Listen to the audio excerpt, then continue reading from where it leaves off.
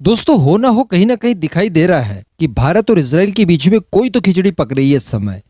यानी हो सकता है कि भारत और इजराइल आने वाले कुछ ही समय में कुछ ऐसा अनाउंसमेंट कर दे जिसको जानने के बाद सभी लोग चौंक जाए।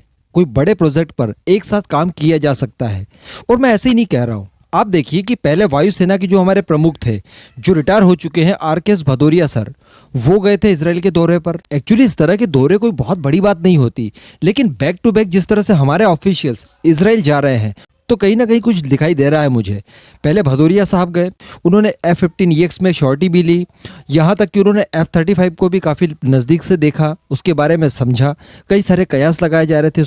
इसके बाद फिर मौका आया हमारे एस जयशंकर सर का। एस जयशंकर जी, जो कि हमारे विदेश मंत्री हैं, वो इसराइल के टूर पर गए और उसके बाद तो इसराइल और भारत के रिलेशनशिप को वो एक नए आयाम तक लेकर गए। उन्होंने वहाँ पर फ्यूचर किस तरह से भारत और इसराइल एक साथ काम करेंगे, इन सब पर चर्चाएं की।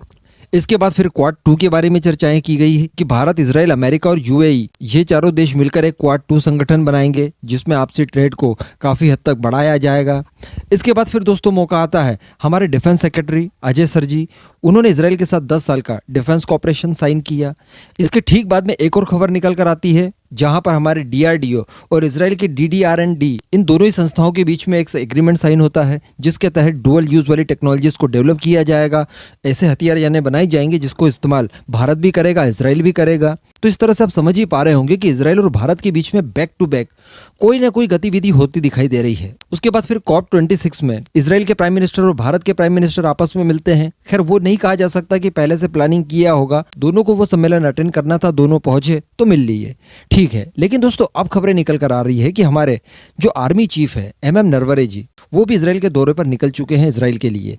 कुल 5 दिन का उनका दौरा होगा और इस दौरे के दौरान बताया जा रहा है कि इसराइल और भारत के बीच में डिफेंस कॉपरेशन और बड़े अच्छे संबंध रहे, आगे एक दूसरे का साथ दिया जा सके, मिलकर काम किया जा सके, इन सब पर डिटेल में चर्चाएं होने वाली है। ये एक ऑफिशियल स्टेटमेंट है जो कि दिया ही जाता है। लेकिन दोस्तों यहाँ पर मुझे दिखाई दे रहा है कि कहीं ना कहीं कोई बड़ी डील ज़रूर हो सकती है। हो सकता है हम किसी तरह के कोई हथियार को इसराइल से खरीद लें, या हो सकता है किसी तरह की कोई हथियार के ऊपर हम लोग एक साथ पार्टनरशिप पर काम करें जिसके तहत कोई फ्यूचरिस्टिक वेपन बनाया जाए जिसका इस्तेमाल इसराइल और भारत दोनों ही करें।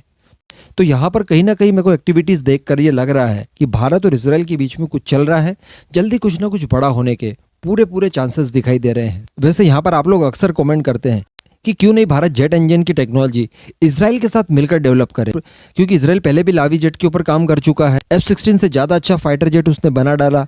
हालांकि दुर्भाग्यवश वो फाइटर जेट आज लाइट में नहीं है, उसके ऊपर किसी दिन बाद में चर्चा करेंगे। लेकिन कुल मिलाकर इसराइल भी इस टेक्नोलॉजी में काफ़ी आगे तक पहुंच चुका है। वो हमें फाइटर जेट वगैरह के रडार सिस्टम तक बेचता है। तो ऐसी परिस्थिति में कोई बहुत दूर नहीं है कि इसराइल भी एक पूरी तरह से फाइटर जेट बना डाले।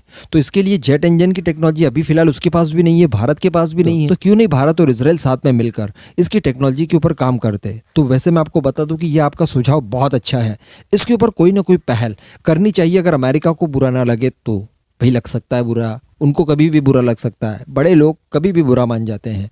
खैर कोई नहीं, इसराइल और भारत के बीच में इस समय क्या पक रहा है, आपको क्या दिखाई दे रहा है, नीचे कमेंट करके जरूर बताइएगा।